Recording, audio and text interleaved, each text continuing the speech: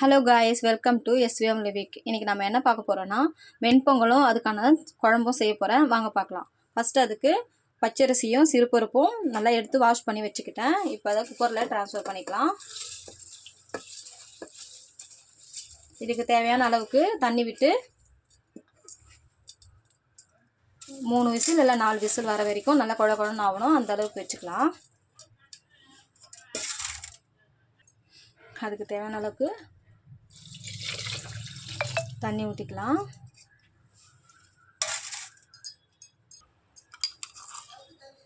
அதுக்கு தேவையான அளவுக்கு உப்பு போட்டுக்கலாம்.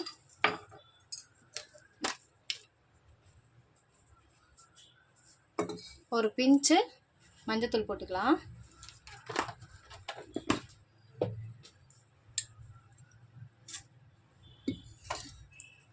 இப்போ க்ளோஸ் பண்ணி விசில் வச்சுக்கலாம்.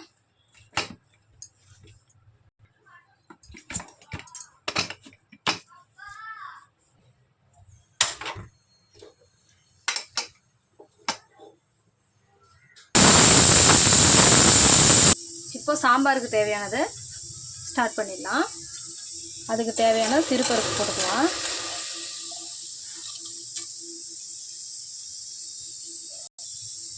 இப்போது அதுக்கு தேவையான வெங்காயம் போட்டுக்கலாம். ஒரு வெங்காயம் தான், பெரிய வெங்காயம் தான் எடுத்துக்கிட்டேன்.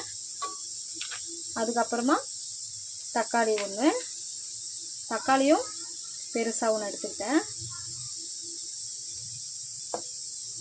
பச்சை மிளகா 2 கீனி வச்சுக்கிட்டேன்.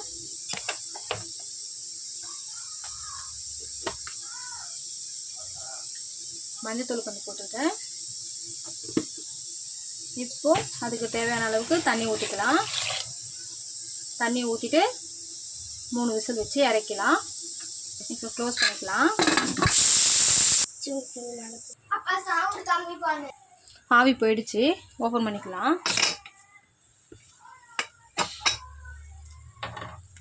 எப்படி வெந்திருக்குன்னு பார்க்கலாம். சாப்பாடு நல்லா வெந்திருக்கு. கலரிட்டு தாளிச்சிக்கலாம். இப்போ பொங்கல் தாளிச்சிக்கலாம்.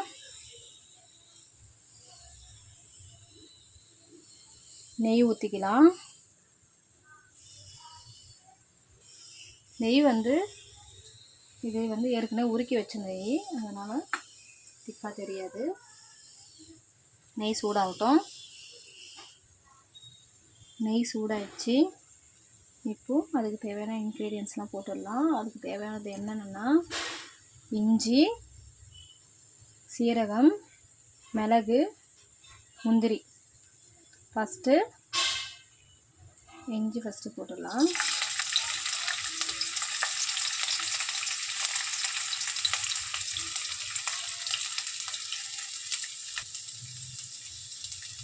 மற்றதெல்லாம் போட்டுக்கலாம்.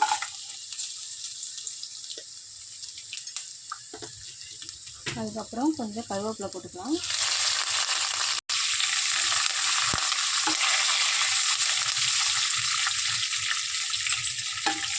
நல்லா வாசமாக இருக்குது.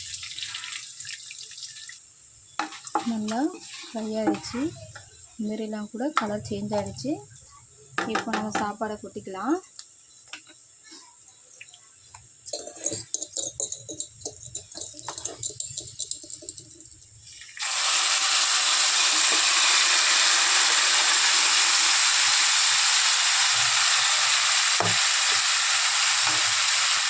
நல்லா கலரிக்கலாம்.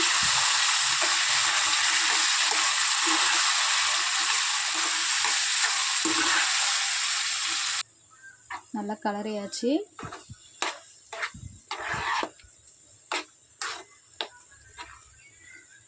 பொங்கல் ரெடி ஆயிடுச்சு ஃப்ரெண்ட்ஸ். அடுத்தது சாம்பார் ரெடி பண்ணிக்கலாம்.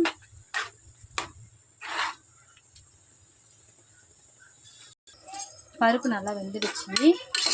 இந்த டைமில் கத்திரிக்காய் சேர்த்துக்கலாம்.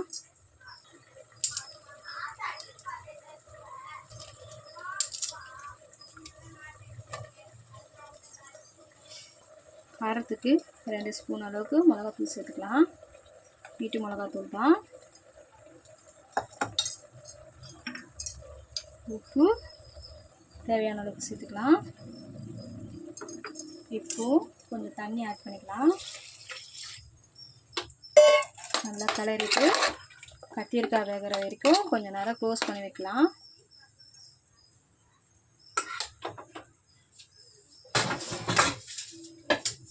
விசில் வைக்கல, சும்மா மூடி வைக்கிறேன். நல்லா கொதிக்க ஆரம்பிச்சிச்சு, கத்திரிக்காயும் வெந்துடுச்சு. இப்போ நம்ம வந்து இதை தாளிச்சிக்கலாம். கடாய் வச்சுட்டு இப்போ எண்ணெய் ஊற்றிக்கலாம். எண்ணெய் ஹீட் ஆயிடுச்சு. இப்போ அதுக்கு தேவையான அளவு கடுகு போட்டுக்கலாம்.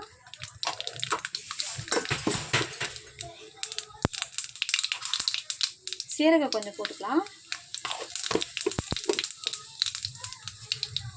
அதுக்கப்புறம் கட்டி வச்சு பூண்டு, கருவேப்பிலை,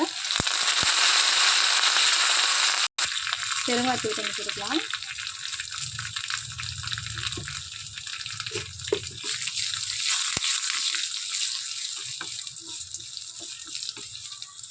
சாம்பாரில் ஏற்கனவே கொஞ்சம் காரம் இருக்கிறாங்க, நான் காஞ்ச மிளகாய் போட்டு தாளிக்கல.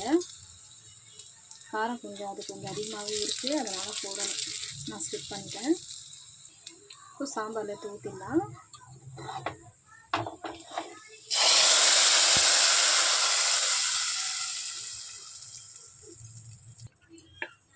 கலரிக்கலாம்.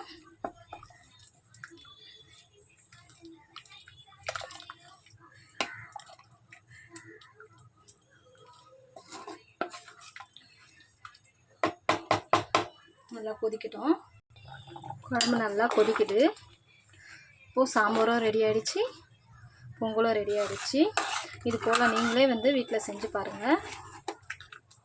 ரொம்ப டேஸ்ட்டாக இருக்குது ஃப்ரெண்ட்ஸ். உப்பு காரம் எல்லாமே கரெக்டாக இருக்குது.